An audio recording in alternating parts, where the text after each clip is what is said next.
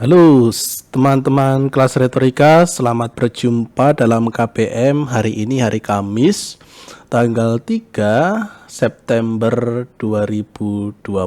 Semoga kalian masih dalam keadaan sehat dan semangat.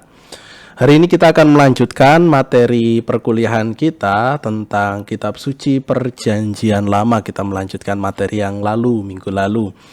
Dan sebelum materi nanti akan disampaikan, ada beberapa penegasan bahwa hari ini akan saya sertakan 3 nama yang akan presentasi tentang kitab Bilangan, Ulangan, dan Yosua, yakni Emmanuel, Valveus, dan Gregorius. Yang kemarin 3 nama di atas ini sudah ya. Dan hari ini saya sertakan, nanti saya upload kalau internetnya tidak bermasalah, karena sampai video ini dibuat internetnya atau wifi-nya sedang down, jadi mudah-mudahan tetap bisa nanti di-upload ya dengan berbagai cara. Lalu kalau kalian ada sesuatu yang dipertanyakan, kemarin saya sudah menegaskan bahwa silahkan dicermati di akun YouTube, lalu beri nilai di komentar YouTube, bukan di Google Classroom.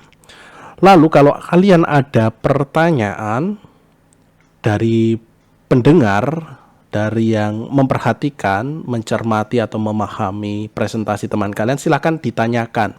Misalnya ada kata-kata informatif yang perlu dijelaskan oleh pemateri, silahkan juga di kolom komentar YouTube, bukan di Google Classroom.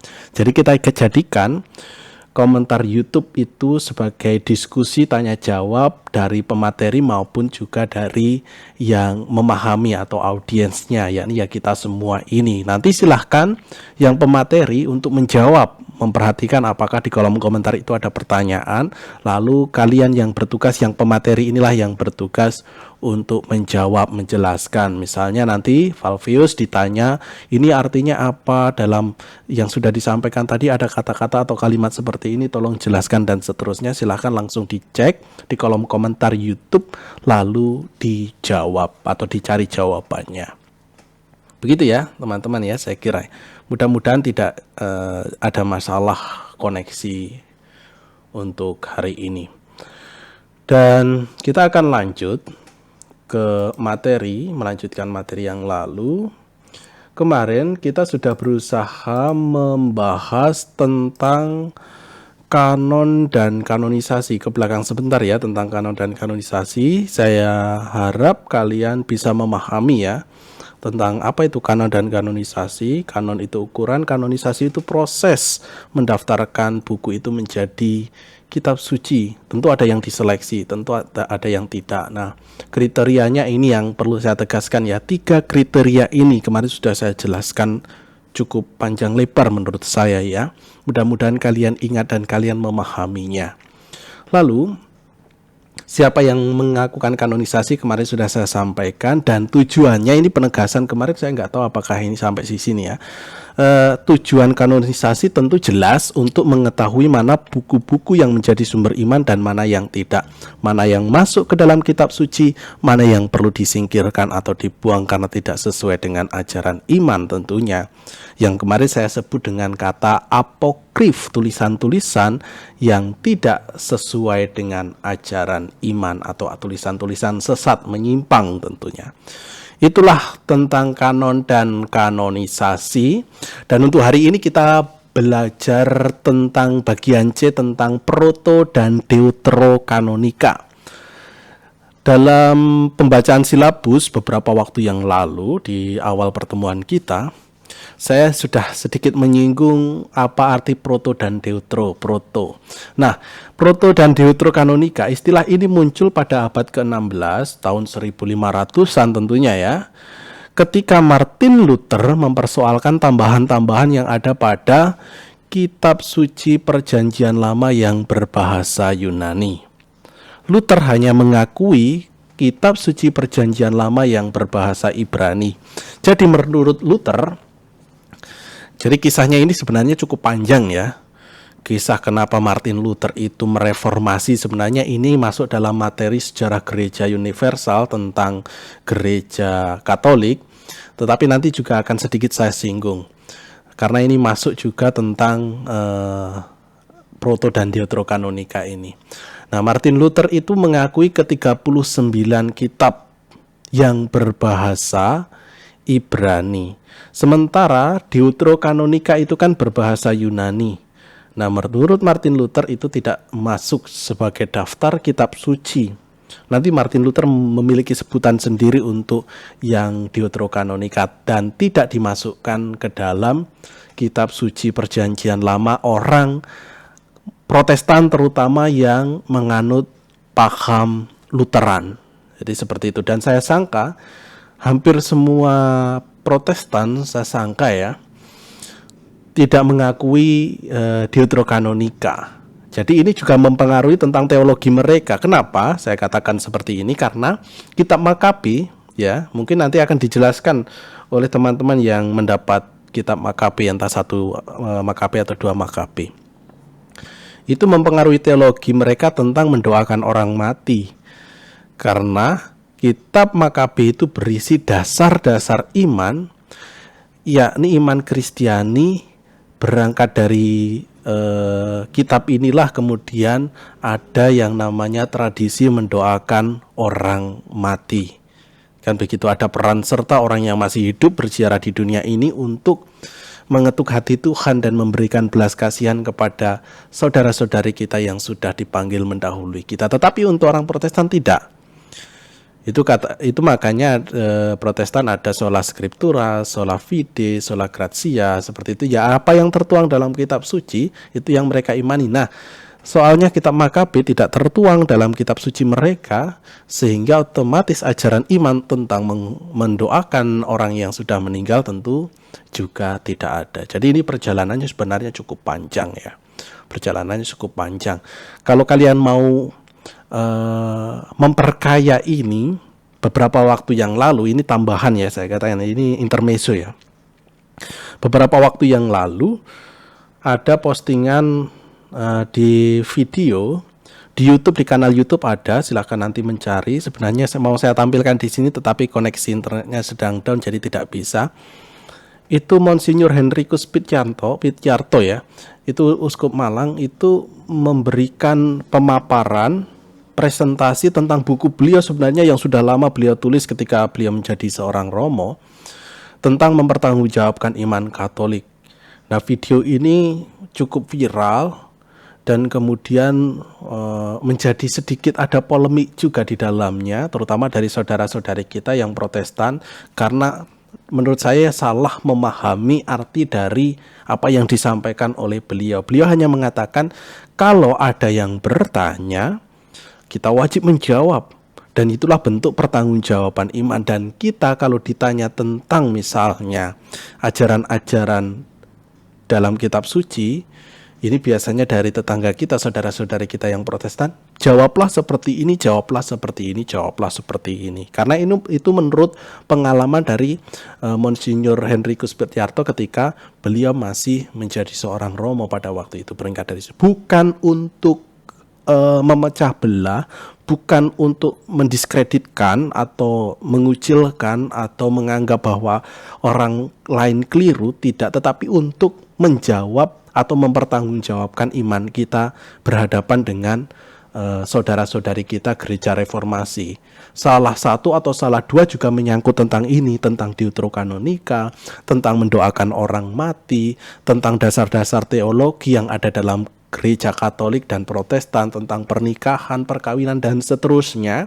Itu ada, tentang syahadat juga, itu ada dalam video itu. Jadi kalau kalian sempat bisa singgah di kanal YouTube beliau yang sudah diupload. Nah, di sini sekali lagi Protokanonika itu adalah kanon pertama, yaitu daftar kitab suci Perjanjian Lama yang berbahasa Ibrani. Proto artinya yang pertama, yang paling dahulu dalam sisi urutan.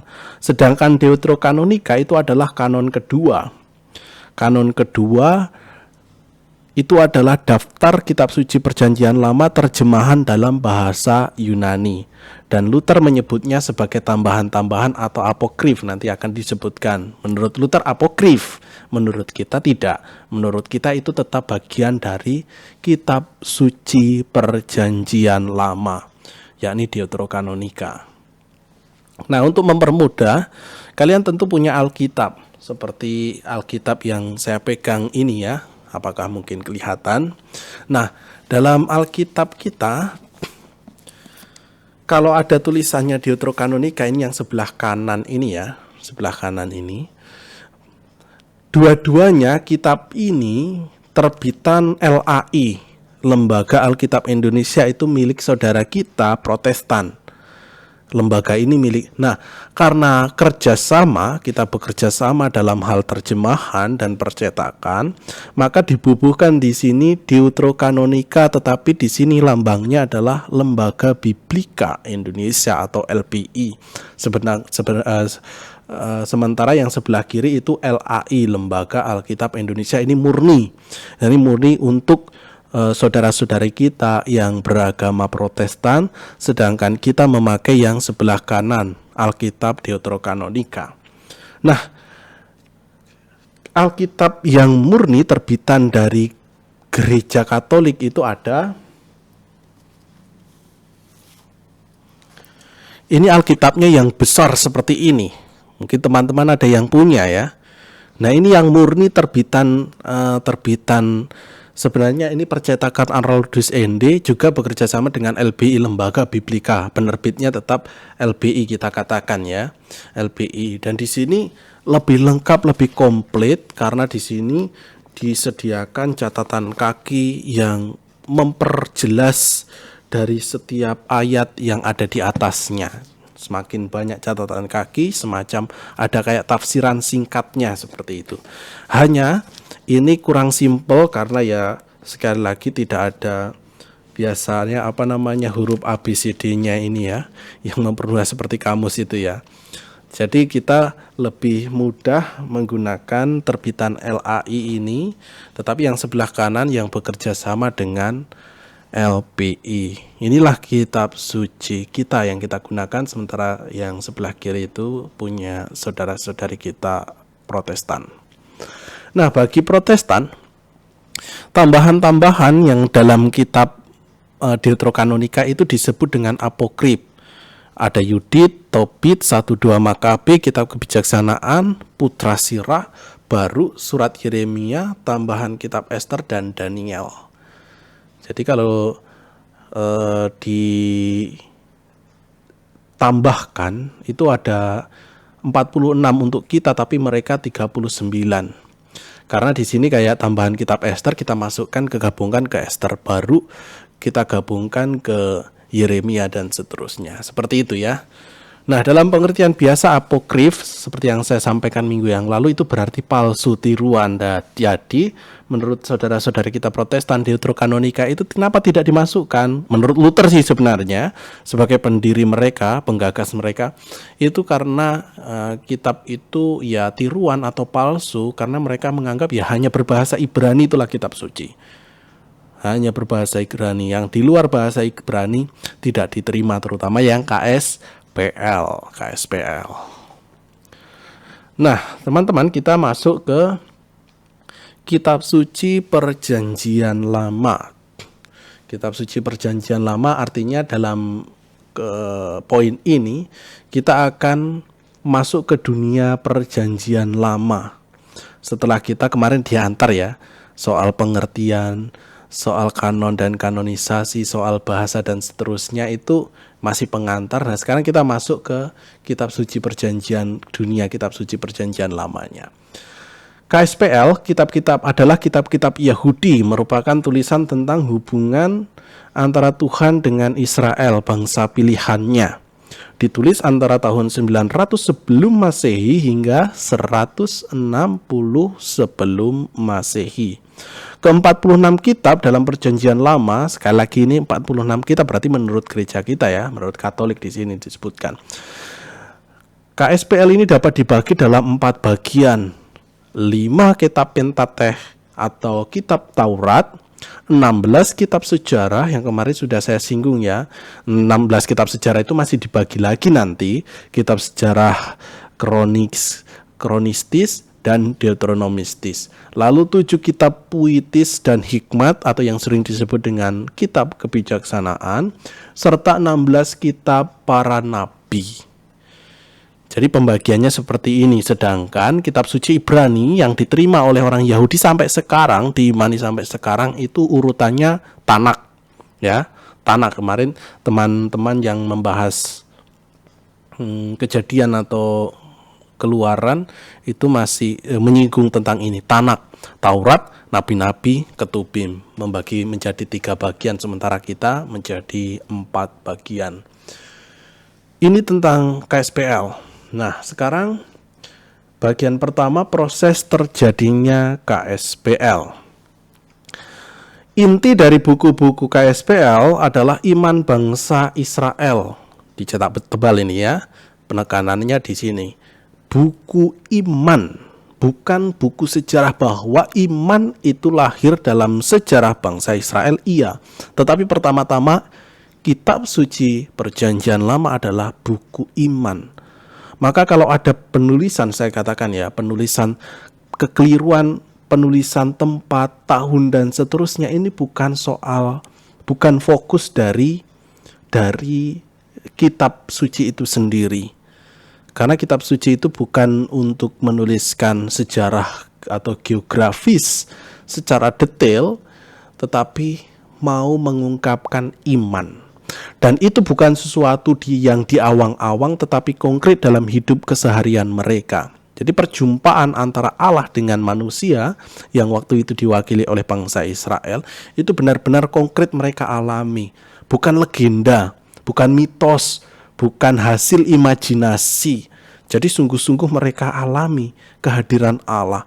Maka Allah yang mewahyukan diri turun dan memilih sendiri itu atas inisiatif Allah, ya benar-benar mereka alami dalam dunia dan kenyataan hidup mereka.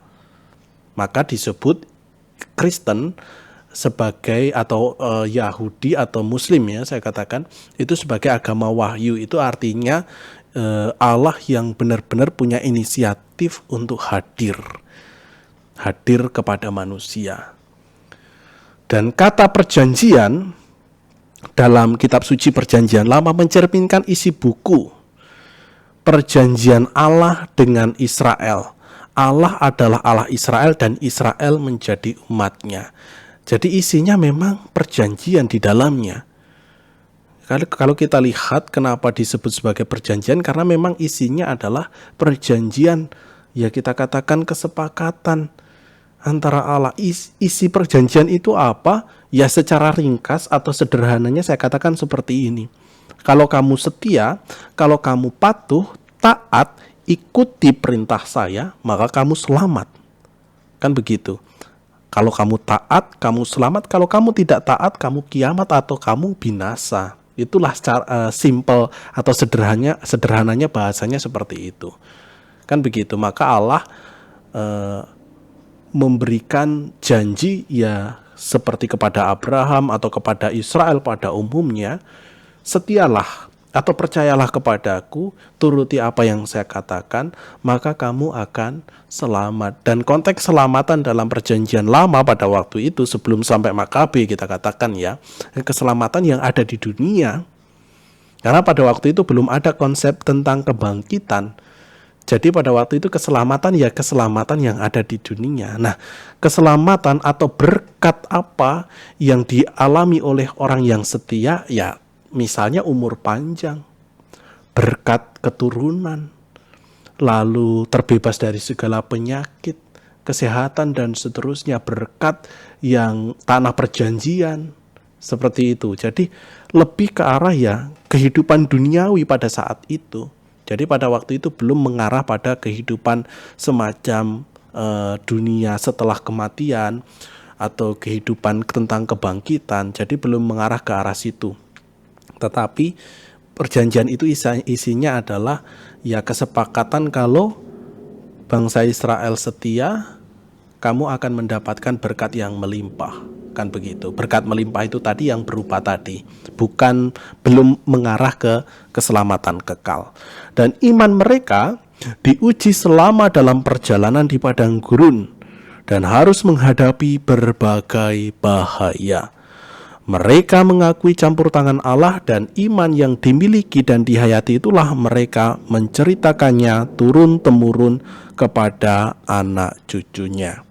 Jadi perjalanan yang panjang di padang gurun itu melambangkan bentuk atau ujian apakah mereka benar-benar setia kepada Allah. Dan pada faktanya mereka dikenal sebagai bangsa yang bebal hati, bangsa yang tegar tengkuk. Kalau teman-teman membaca atau mendaraskan Mazmur atau kitab-kitab perjanjian lama, nubuat-nubuat Nabi saking jengkelnya, yaitu kan kalimat-kalimat Allah yang dikatakan oleh Nabi itu, ya bangsa Israel sering disebut seperti itu, orang yang bebal hati dan tegar tengkuk, artinya orang yang keras kepala, orang yang susah diatur. Tetapi toh sekali lagi Tuhan digambarkan dalam dunia perjanjian lama itu tetap setia, bahwa di situ ada hukuman, tetap juga ada ganjaran, ada pengampunan. Seperti itu. Bahkan Tuhan pernah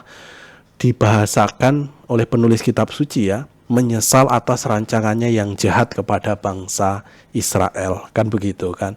Karena sekali lagi perjanjian itu terpatri di dalam diri umat yang dipilihnya, walaupun tetap membelot, walaupun kadang-kadang mereka tetap tidak setia, tetapi tetap dirangkul kembali dan tetap diberikan jaminan keselamatan itu. Cerita-cerita yang diwariskan itulah yang menjadi tradisi lisan.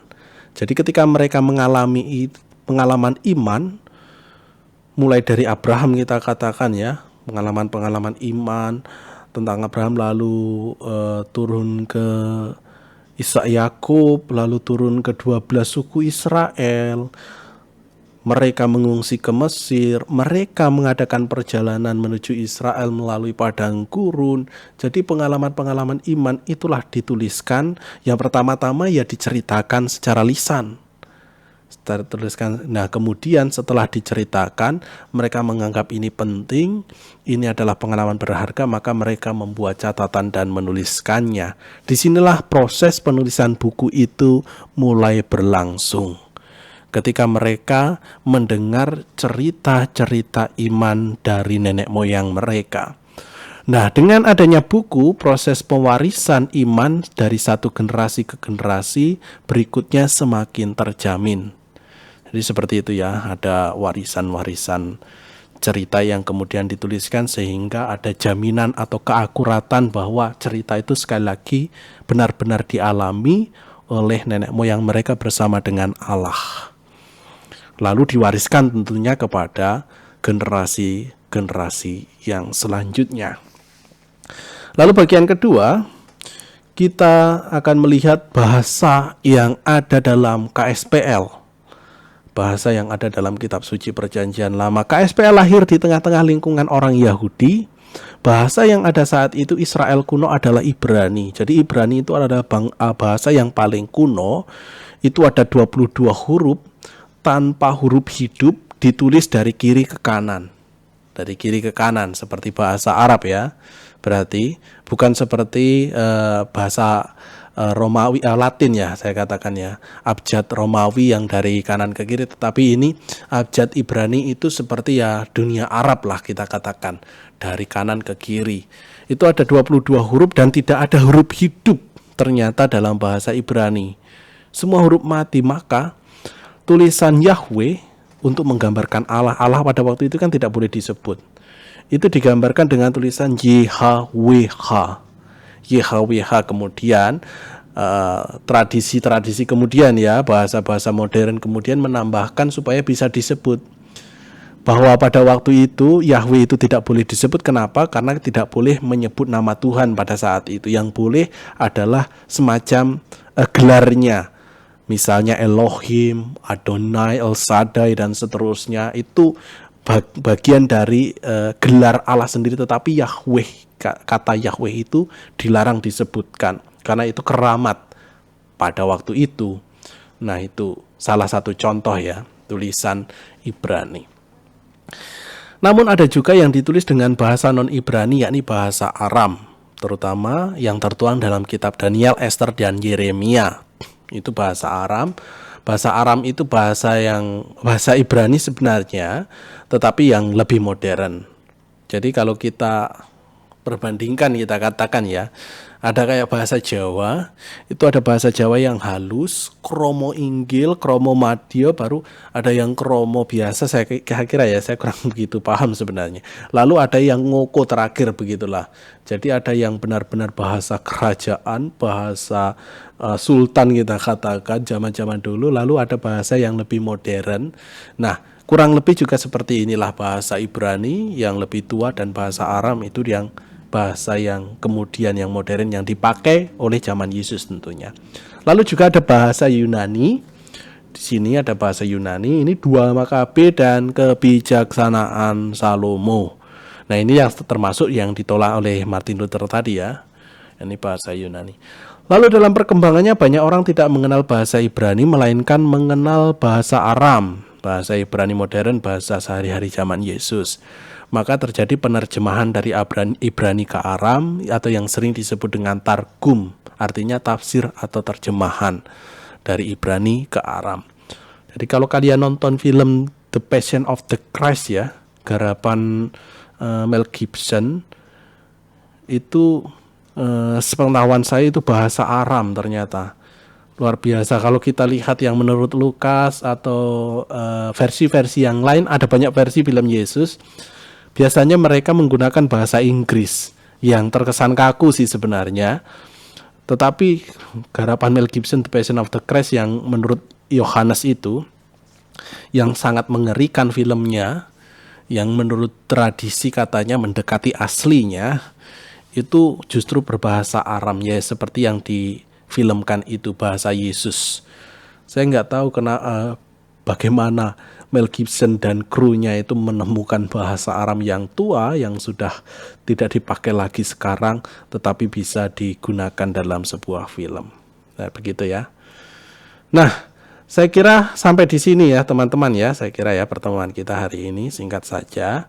Kita lihat kembali tadi tentang tujuan kanonisasi, proto dan deuterokanonika, artinya apa, pembagiannya, dan mengapa saudara-saudari kita Protestan tidak mengakuinya. Lalu kita masuk ke dunia kitab suci Perjanjian Lama, kita menyinggung sedikit tentang proses terjadinya kitab suci ini, lalu kita sampai ke bahasanya, bahasa dalam kitab suci. Tentu sekarang sudah diterjemahkan ke bahasa semua bangsa saya kira, bahkan Indonesia pun memiliki banyak bahasa. Injil kita diterjemahkan ke dalam bahasa-bahasa yang ada di negara kita ini, ada banyak sekali ya, termasuk kemarin yang dipersoalkan di Sumber. Begitu ya teman-teman ya, jangan lupa nanti untuk mencermati, mudah-mudahan kalau bisa saya upload, mencermati video presentasi dari teman kalian. Kita berjumpa kembali di waktu kemudian, minggu depan saya kira ya. Ya, saya kira seperti itu, dan sampai jumpa. Tuhan memberkati kita.